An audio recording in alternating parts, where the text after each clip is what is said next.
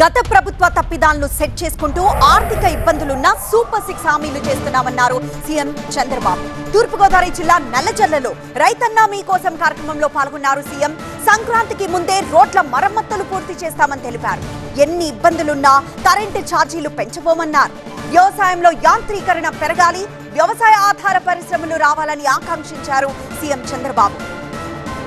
ఈ రోజు రాష్ట్రంలో మీరు చూసుకుంటే జగన్మోహన్ రెడ్డి తయారు చేసిపోయినటువంటి ల్యాండ్ గోల్మాలకే ఎక్కువ టైం ఖర్చు పెట్టే పరిస్థితి వస్తా ఉంది. మొత్తం అస్తవ్యస్తం చేశాడు. ఇష్టం లేకపోతే 22A కింద పెట్టాడు. 22A అనగానే అది గవర్నమెంట్ ల్యాండ్ అయిపోయింది. మీ తాత ముత్తాతల దగ్గర నుంచి నీ ఆధీనంలో ఉండే భూమి దుర్మార్గులు 22A కింద పెట్టి గవర్నమెంట్ భూమి అంటే ఇంకా దానికి అడ్డం లేకుండా పోయింది. ఇంకో పక్కన గోతులు పడ్డ రోడ్లన్నీ పూడ్చే పనిలో కూడా ఉన్నాం. ఒకప్పుడు మీరు చూసారు రోడ్లు ఎంత అధ్వానంగా ఉన్నాయో. మొన్నే చేశాం, మళ్లీ ప్రాబ్లమ్స్ వచ్చాయి, వర్షాలు వచ్చాయి, మళ్లీ ఆదేశాలు ఇచ్చాం.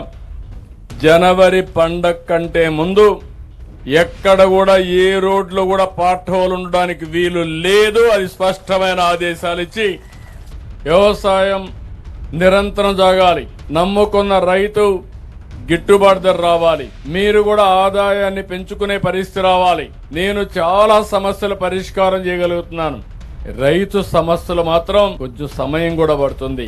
ఈ సమస్యకు పరిష్కార మార్గం దొరికే వరకు, రైతులకు న్యాయం దొరికే వరకు, గిట్టుబాటు ధర వచ్చే వరకు పోరాడుతూనే ఉంటాను. కరెంటు విషయంలో మీరు ఒకసారి చూస్తే నేను సమస్యను పరిష్కారం చేయగలుగుతున్నాను. అస్తవ్యస్తం చేసి వెళ్లారు. నేను ఆ రోజు హామీ ఇచ్చాను, నేను కరెంటు ఛార్జీలు పెంచనని చెప్పా. కరెంటు ఛార్జీలు పెంచనని మరొకసారి మీ అందరికీ విజ్ఞప్తి చేస్తున్నా. నిన్నే రివ్యూ చేశాను. రైతులకు బాగా రేటు వస్తే అందరూ ఆ పంట వేస్తారు. మన ఆంధ్ర వాళ్ళు ఎంత గొప్పోళ్ళు అంటే, ఒక ఆయన రైస్ మిల్ పెడితే ఆ ప్రాంతం అంతా రైస్ మిల్ పెట్టేస్తారు. ఎవరికి డిమాండ్ లేకుండా చేస్తారు. దానివల్ల అందరూ నష్టపోతారు.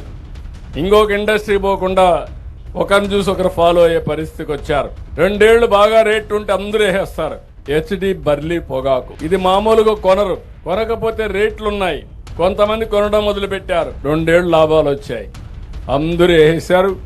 ఈసారి కొనేవాడే లేడు. ఆంధ్ర రాష్ట్రంలో ఉండే నదులు అనుసంధానం చేయాలని మొట్టమొదటిసారిగా గోదావరి జలాల్ని కృష్ణా నదికి కలిపాం.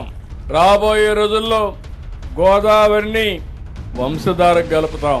గోదావరిని పెన్నా వరకు తీసుకెళ్తాం. ఇందులో ఒక 200 TMC మనం వాడుకోగలిగితే ఈ రాష్ట్రంలో కరువు అనే మాట ఉండదు.